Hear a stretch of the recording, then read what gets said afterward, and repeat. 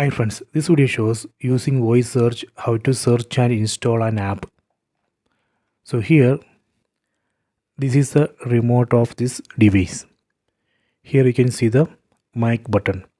We need to press and hold this mic button, then we can ask. Let me do that. Let me press and hold. Video player app. Here you can see the video player apps. Let me select one app. I am going to select this VLC for Android. Then select install. Please wait. Okay, now it's installing.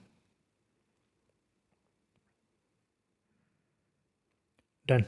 So this way we can search and install app using voice search. If you want to uninstall, you can uninstall from here. Okay, you can try this. I hope you have enjoyed this video. Please subscribe this channel. Please like and share the video.